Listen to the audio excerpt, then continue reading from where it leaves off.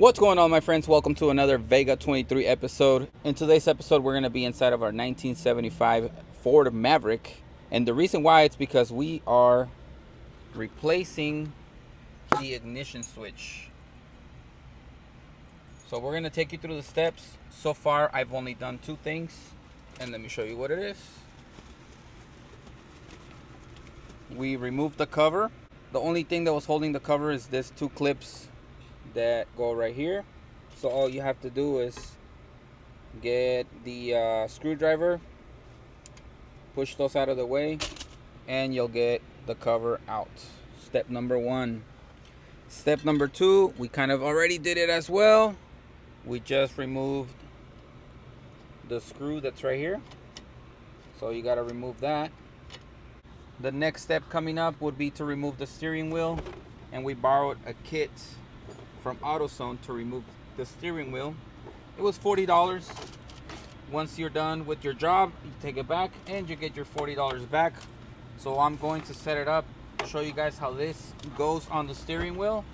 Then we're gonna just extract it so that we can move forward to the next step. All right, I'm gonna show you guys how to set up your pulley system. You're either gonna use one of two parts. It's gonna be this one, or it's gonna be this one. In this case, we need this one right here. So we're gonna have this screw go in there, not all the way, but as soon as you see it come out the other end, there's a tip for it. This tip is in the kit. It just falls in there. And then for step number two, once you have that, you're either gonna have hooks or you're gonna have a set of screws. In my case, it's the screws, and we're gonna need these two right here. So if we come over to this side, I'm just gonna set it up against that screw, just like that. And I'm gonna bring these over. I'm sorry. So what I'm trying to do is put this up against the screw, and then there's a hole where these go in, which are those two right there. There's one, two. That's where the pulley is gonna hold on from.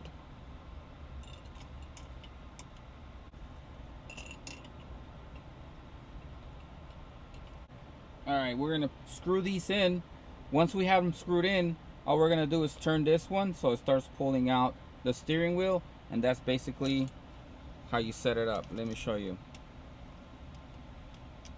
That's why I couldn't do it with one hand, because I have to hold this one while I screw these in.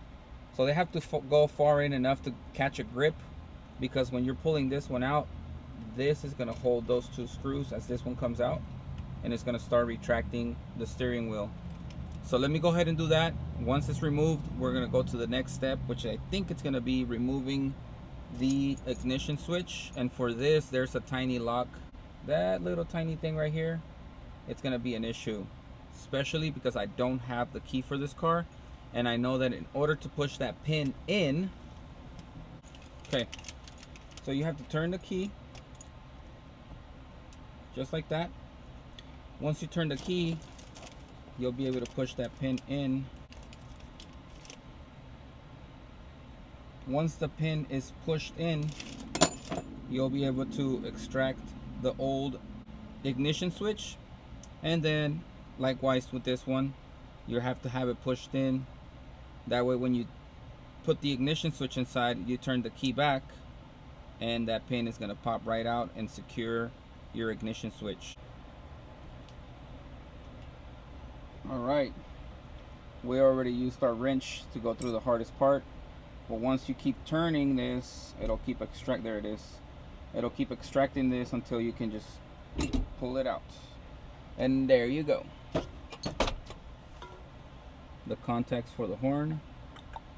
And the little pin is down there. There's a little hole right behind this wire that we're gonna have to push in with one of our picks. But first we gotta figure out how to turn this in order to access that pin and be able to remove the old ignition switch and replace it with the new one. Okay, so here are some of the things that we know for sure. We cannot turn the ignition switch because we don't have a key. And I did try the ones that came on the new set. Didn't work. I don't want to ruin those keys for sure. So me and my dad were thinking that I can just grab like drill bits and just kind of go in there until the switch kind of opens up by itself, and then push that pin to release the ignition switch. But what I'm gonna do instead is I'm just gonna jam one of my screwdrivers and see if that'll go deep enough so I can just turn the ignition switch and be able to access that pin so I can push it in and release the ignition switch out. I'm gonna give this a shot, see if it works. If it doesn't, ring ring, I'm gonna have to bring the power tools out. You know the freaking drill. Well, what do we have here? I just happened to look over and this guy had a screwdriver that might be better than the one I was trying to use.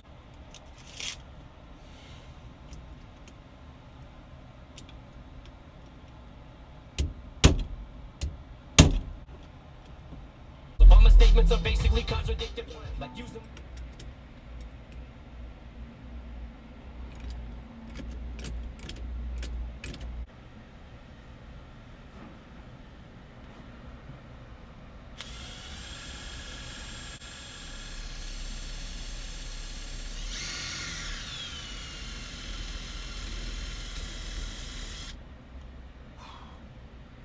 Oh man,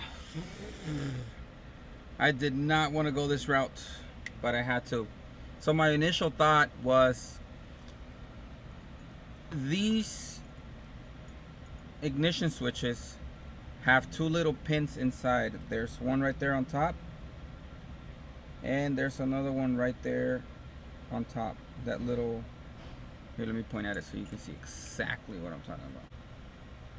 Right there's one. Right there's another one. So by looking at this one, it looked like that pin was lined up with this pin that I have to push in. So what I decided to do is I drilled all the way through that hole. So I had a really small bit that was half the size of that initial hole. Okay, so you can see how much smaller the bit is compared to that hole.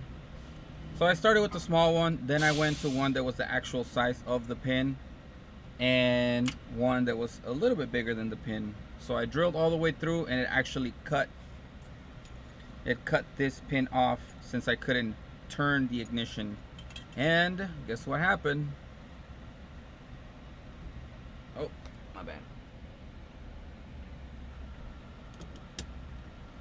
Yes, it is. It got demolished. As you can see, that pin got destroyed. I went all the way through.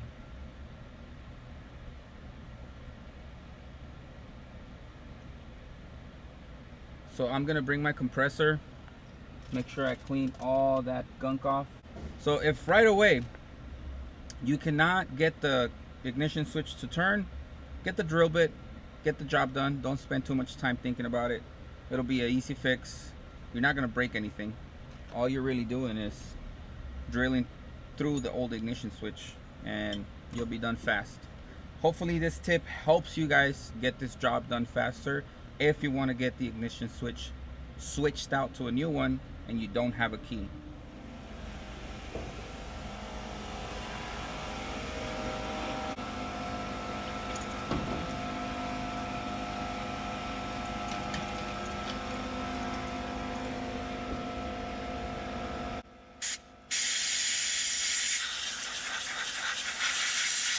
Now it's time for some magic.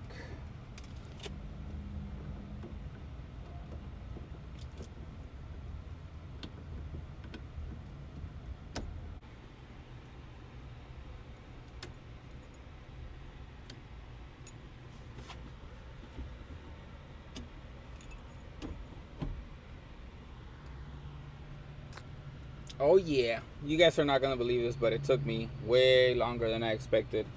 I've been at it since 3:30. It's currently 6:06.